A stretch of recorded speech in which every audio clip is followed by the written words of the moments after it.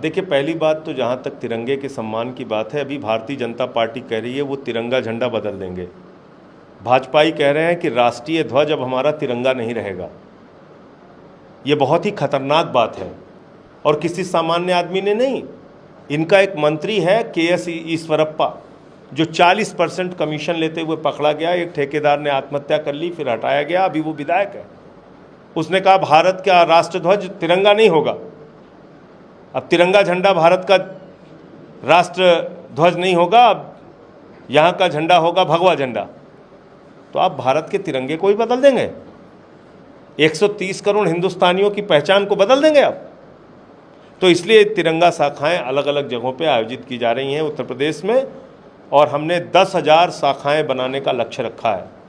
1 जुलाई से इसकी शुरुआत हम कर रहे हैं और इन तिरंगा शाखाओं में पहली जो 1 जुलाई से शुरू हो रही है, इसमें बाबा साहब डॉक्टर भीमराव अंबेडकर के जीवन के विषय में चर्चा होगी, भारत के संविधान की प्रस्तावना पढ़ी जाएगी, राष्ट्रगान होगा इसके समापन पर, और 1 घंटे की हर तिरंगा शाखा होगी संडे टू संडे। हर रविवार को 11 बजे दिन में तिरंगा शाखाओं का आयोजन अलग अलग जगहों पे कराया जाएगा। और अभी ये इंडोर कार्यक्रम हम रख रहे हैं, किसी के लॉन में, किसी के घर में, इस तरह से इसको हम लोग आयोजित करेंगे।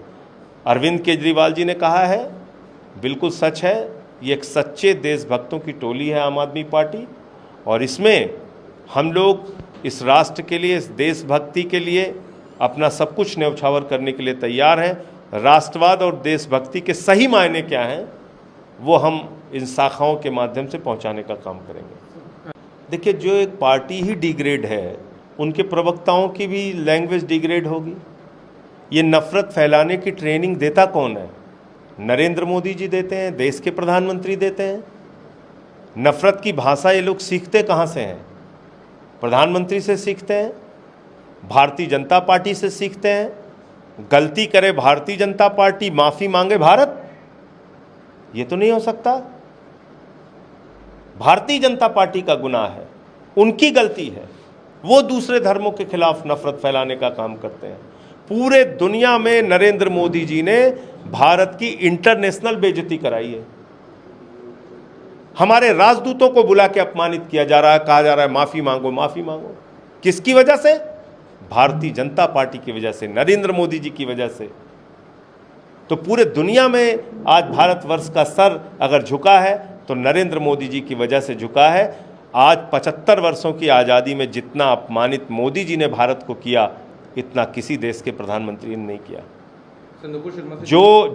जिन लोगों पे उन्होंने कार्रवाई की, उनके पक्ष में भी तुरंत बहुत सारे बीजेपी के नेता खड़े रहे हैं, उनके पक्ष में बयान देते रहे, और अभी भी अलग अलग तरह की भाषा इनके यहाँ से निकल कर पक्ष की बात करते हैं, उसी पक्ष क्रम में प्रोवाइड करा दी है, जिसमें उन्होंने बताया कि उनको जान को खतरा है। मैं तो एक बात ये कहना चाहता हूँ कि आप लोग ऐसी भाषा बोलते क्यों हैं जो समाज में विघटन डालने का काम करे, जो दूसरे धर्मों का अपमान करे। अब मोदी जी कह रहे हैं ये फ्रिंज एलिमेंट है, तो इन फ्रिंज एलिमेंट को पाल के किसने रखा है? नेशनल टीवी चैनल्स पे जाते कैसे हैं ये लोग? ये प्रवक्ता कैसे बने हुए हैं तुम्हारे? ये फ्रिंज